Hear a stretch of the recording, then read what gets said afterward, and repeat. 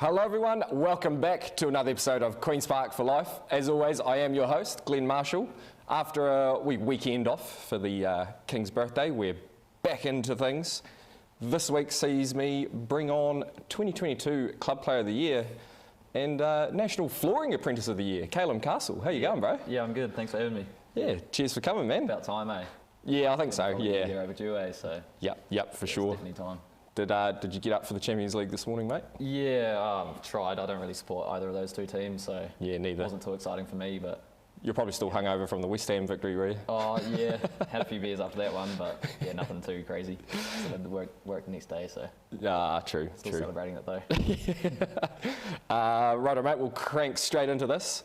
When did you start playing for Queen's Park? And, what are some of the biggest changes you've noticed in your time at the club?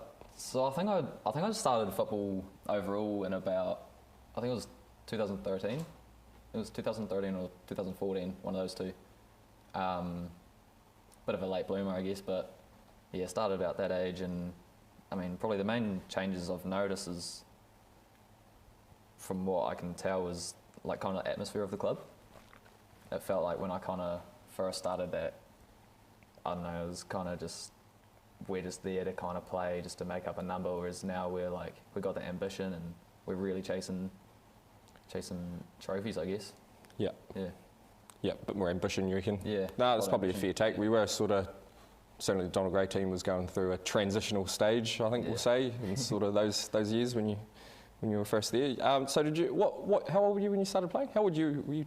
I was born in 2000, so I would have been 12 or 13. Oh, yeah, right, okay. Yeah. So you started at sort of 12th, 13th grade? Yeah, around there. And was that, did you get coached by Emma Smith the whole way through? Yeah. Part of the Emma Smith Academy? Oh, fair enough. The whole juniors, yeah. Yeah, true. Oh, that would have been an interesting experience, mate. Yeah, it was different to, I guess, what I'm used to now, but then again, I didn't know any different at that stage. So. Yeah, true.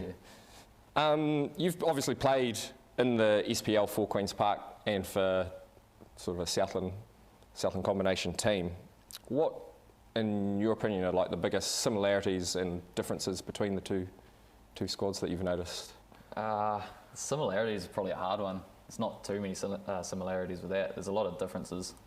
I did enjoy that Southland team, but I guess the team morale wasn't there. Like, you didn't really gel together. You had just heaps of different groups. Didn't feel like an actual team. Whereas like with Queen's Park, it does feel like a proper team. You know, you're going on the field with your mates, and you know, there's not a single person in this club I don't like. So, you know. That's a bold statement.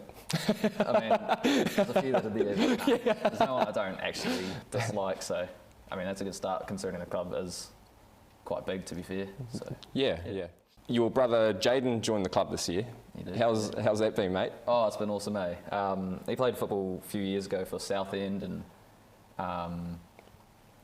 you know, it was a bit different because it is a completely different club. But now that he's at Queen's Park, we get to see each other heaps, and I get along with him really well. So it's good seeing him pretty much every training, and he trains with us as well, the SPL team. So yeah, it's really good. And was it like a competitive thing growing up? Like, obviously you said you played football a bit later, but like in terms of any other sports and stuff like that, were you head to head? I mean, we're definitely head to head in the backyard, but nothing too serious. Like just the old backyard cricket, or I don't know, football when I started, I guess. He took a wee while to get into football as well, but yeah, nothing too competitive, but you know, just the classic brotherly love, I guess. Was did he play football when you started playing as a junior, or? I can't actually remember. I think it was only seniors. I don't think he did any junior stuff because he was 100% into rugby. Right. Yeah, I think he joined Southend when he was, if I were to guess, I'd say 18. Not 100% on that one, but yeah, he played for them for a couple of seasons. And he's a goalkeeper, obviously. Was the backyard a bit of you punting balls at him? Yeah, I've always been an attacker, so I guess it was more me just kind of. Hey, bro, get in goal. No, it was good fun though, and I guess because I'm an attacker and he's a goalkeeper, we're both kind of like helping each other out as well. Yeah, which I think is also quite a positive thing. But yeah. It can certainly help with development and stuff, just getting out there and practicing in the backyard in your spare time, obviously. Someone to pick the ball out of the net for me. Take that one out.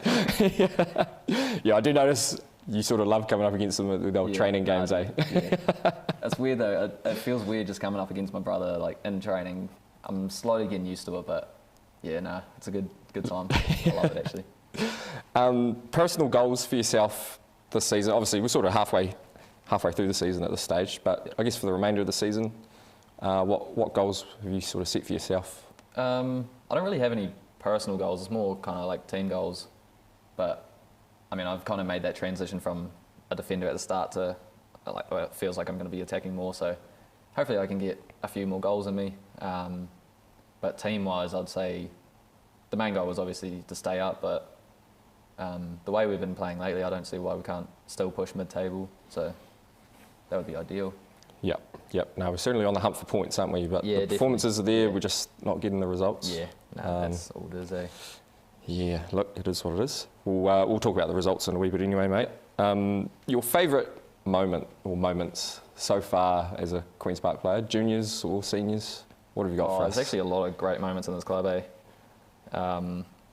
I've got two ones that kind of just stand out, though. Obviously be the first Donald Gray title. I think the last time before that was 2008, so...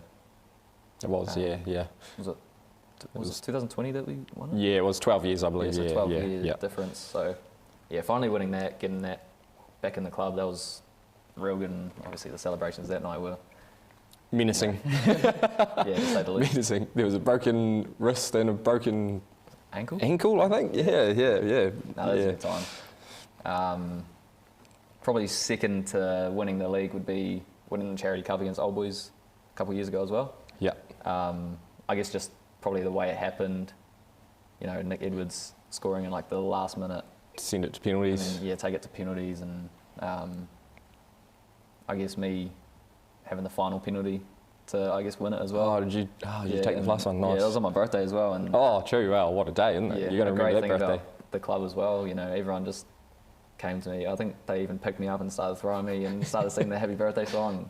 That's a great memory for me as well. So was that for your 20? Was that your 21st? Yeah, that was my 21st. Oh, is that we had a party for you? Oh, true. Yeah, okay. Yeah, now I remember the night. Now it takes me a wee while sometimes. I've had too many of these nights where I just get a bit carried away. Oh well, mate. We'll go through yesterday's results. Yeah. So obviously, you boys had a 4-1 loss away to Roslyn, which is a bit annoying. A couple of late goals there. Yeah. It was It was 2-0 at half time, wasn't it? Yeah, 2-0 at half time, and they had 2 late goals as well. Yeah, you sort of came into the game in the second half quite well. I thought I didn't see much of the first half.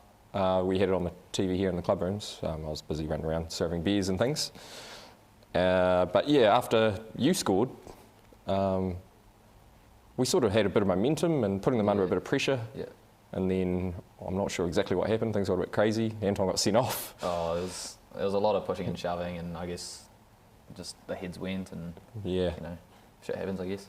And he seemed to be bleeding or something. I don't know what happened to him, but yeah, I didn't see what happened myself, but there was blood in the changing rooms afterwards as well. Wow, yeah. Tom and Rio said they were covered in his blood to take him off the pitch. It was just a blood trail from Anton, so something obviously happened with the Roslyn player, but I mean, I don't really know what happened, so I can't really say anything. Yeah. What about you? How did you? It was the first game you'd started in a while, was it? You've come back from injury. Yeah, it's been a hot minute since I've played a full 90 anyway. How'd you feel after the game? How's the injury anyway? I was really sore, to be honest. Like, my injury's fine, but just a game against Roslyn, they're just battlers. So came out of it sore, but no injuries, so that's a plus, I guess. That's a big positive. Yep. So disappointing result there, really. Still bottom of the table, 3 points behind. Hearts, I think, or was it Uni? I can't remember. I think it's Uni. One of them. Yeah. So some work to do, but obviously we're halfway through, aren't we? There's still quite a few games to go, so nothing to be too concerned about yet. Donald Gray had a 0-0 draw against Gore at home here. I obviously played in that game, and look, I don't know. We just can't score in a brothel, it seems like at the moment. Dominated the game. Did more than enough, created more than enough chances to win the game, just couldn't get one in the net.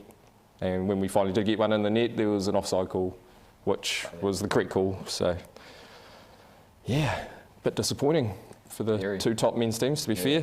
The women, as always, carried the club. As they are lately, yeah. Yeah, another 5-1 victory over Winton. I'm not sure who the goal scorers were. But I think it was only 1-0 at half-time, Leanne said, though, which is, yeah. You know, Winton are obviously getting themselves together quite well and putting in a performance, so fair enough, good on them. Editors Cut Division 2 beat Old Boys Red 3-0 to go top of the table in Div 2. Thanks mostly to Level 1, our other Division 2 team, getting the upset over Old Boys Black.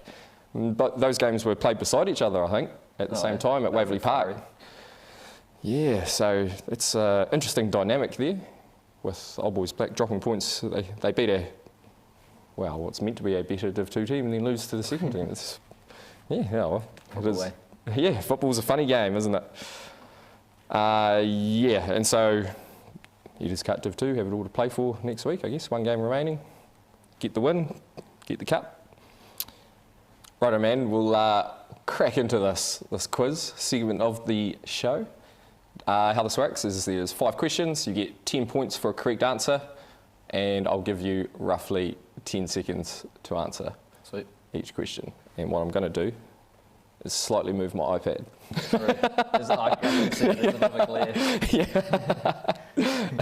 Righto, mate. Question number 1. The Hurricanes were the only New Zealand team to lose in the first round of the playoffs in Super Rugby. What was the score? Oh, fuck knows. I think it was like 39-32 or something like that, wasn't it? It was roughly that, but not quite. It was 37-33. So you're close. You're close, but no, incorrect, mate. Question number 2. Manchester City finally won a Champions League. About bloody time. Yeah. Took them long enough and enough money, didn't it? Yeah, for sure. Who scored the winner? Rodri. It was Rodri. Well done. Yeah. Well done. 1 from 2. We obviously watched the game at the club this morning, but you weren't here, so I thought I'd throw that question in just in case you didn't see it, you see. But never mind. No, you're obviously up to date with that. Fair enough. 1 from 2. Righto, mate. Question number 3. Name the goalkeeper the Wellington Phoenix have just signed from the Newcastle Jets. Oh, I don't follow the A-League at all, so I'm going to have to pass that one. His name is Jack Duncan, and he actually had the highest save percentage in the league last year. Oh. So that could be a good sign. He's an older guy. He's got over 100 caps in the A-League. And obviously Ollie Sale's gone, so hopefully he can fill in a bit of a void there. Question number 4. By what score was the game between the Warriors and the Raiders on Friday night, which the Warriors won? Oh.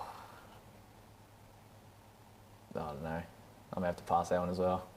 It was 36-14 to the Warriors. The mighty Warriors. The Warriors. Yeah. Question number 5, mate.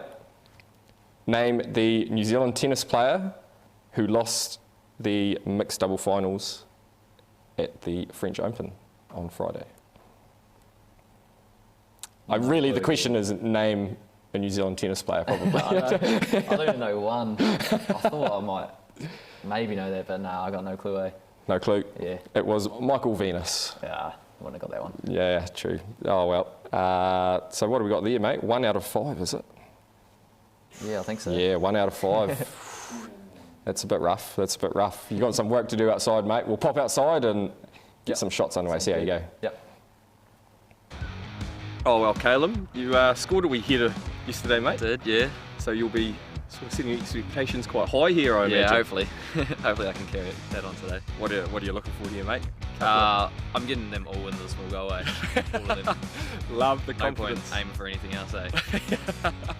Beauty, mate. I'll just give you a reminder of how this goes. Yep. So you get 3 attempts at a header and 3 attempts at a volley from outside the box. Sweet. And 10 points to score the goal. 25 if you hit the small target, and obviously if you get on the first one, that's what counts. So 3 attempts. We'll just get the first one out of the way. Righto, mate. Good luck. Let's do it. Cheers.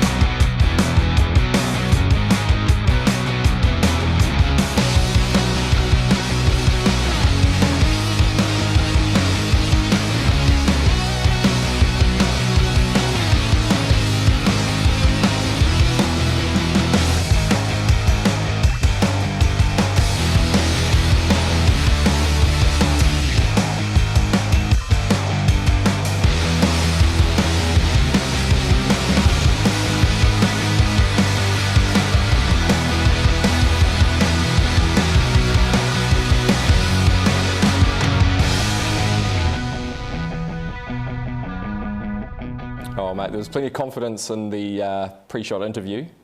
Yeah. Too much confidence, maybe. Maybe we were overconfident. Nah, look, you still got the points, mate. You got 20. Yeah. So 20 plus 10, if my maths serves me correctly, gives you 30, I believe. You are the apprentice of the year. Do you want to double check that math for me? No, I actually couldn't tell you. That's a hard one. Yeah, 30 points leaves you in the middle of the pack, mate. Sweet. Unlucky. Better than bottom. Yeah, I suppose. At least it's not donuts. Yeah, so exactly. It is what it is, which is the favourite saying of the bookie, Matty Burgess. He's been sort of scouting the teams over the last couple of weeks, and I believe he's got the women entering the bookie system for the first time now that the games actually count. So, Burgie, what do you got for us, mate?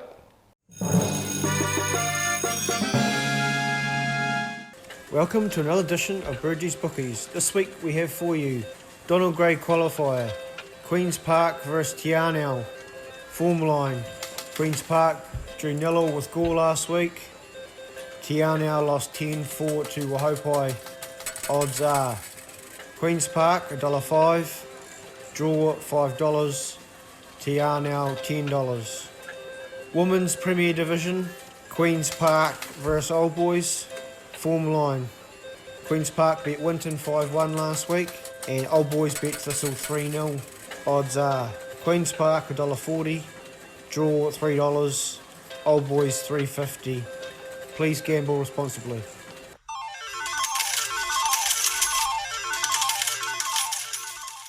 Yeah, look, he's not one to beat around the bush, old Burgie, is he? Nah, definitely not. He just tells it how it is. So, yeah, I'm sure he'll have the wee book in the car park if anyone wants to hit him up. So, I think I might. Looking for a wee payday this week, mate. Yeah, for sure. Yeah. Righto, we will go through the draw for this week's games. The SPL team have a bye due to next round of the Chatham Cup. Which, yeah, I don't know, I guess you boys can rest. Yeah, have a rest up and do what you want, I suppose. Come support the teams. Yeah, definitely. Donald Gray are at home versus Tianao at 1 o'clock.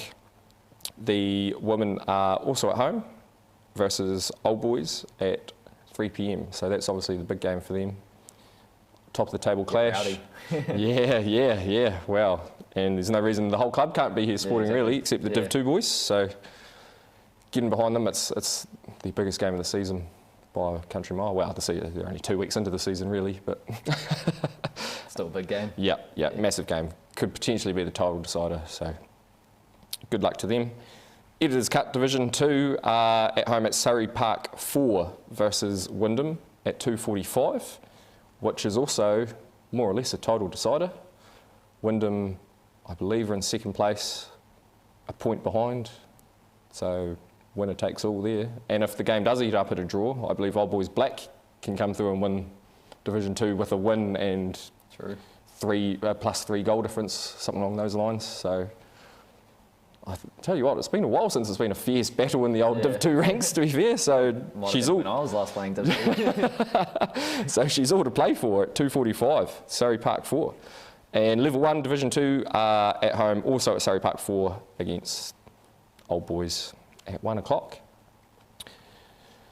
Yeah, so that's us for another week. Good luck to all the teams that are playing. Thank you, Calem, for coming in, mate. No worries, thanks for having me. Nah, not a problem.